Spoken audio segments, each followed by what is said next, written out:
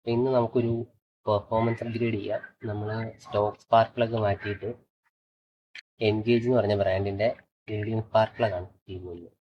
അപ്പോൾ അതിന് വേണ്ടിയിട്ട് പ്രത്യേകിച്ചൊന്നുമില്ല, വെരി സ്ട്രേറ്റ് ഫോർവേഡ് ആണ്. ഇവിടുത്തെ ഇതിൻ്റെ കവർ അഴിക്കുക, ഊരുക, പുതിയത് ഇൻസ്റ്റാൾ ചെയ്യുക. അപ്പോൾ ലെറ്റ്സ് ഗെറ്റ് ഇറ്റ്. ഇതാ നമ്മുടെ പഴയ സ്പാർക്ക് പ്ലഗ്. ഇത് നമ്മുടെ എൻഗേജിൻ്റെ പുതിയ സ്പാർക്ക് പ്ലഗ്.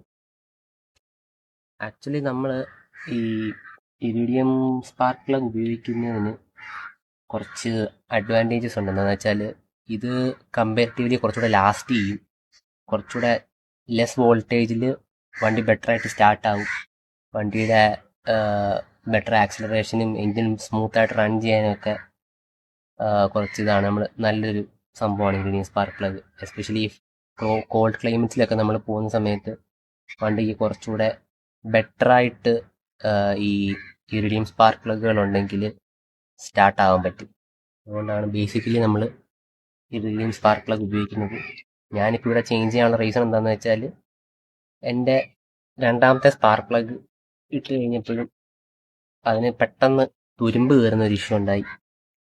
പിന്നെ അതിന് എപ്പോഴെപ്പോഴും മാറുന്നതിലും നല്ലതല്ല ഒറ്റയടിക്ക് നല്ല ഒരെണ്ണം മാറിയിടുന്നെന്ന് വിചാരിച്ചാണ് ഞാനിപ്പോൾ ഇറിഡിയം സ്പാർക്ക് പ്ലഗ് ഇട്ടത്. സോ ഇൻസ്റ്റാളേഷൻ അത്രേ ഉള്ളൂ, സിമ്പിൾ പരിപാടിയാണ്. നമുക്ക് വണ്ടി സ്റ്റാർട്ട് ചെയ്ത് നോക്കാം.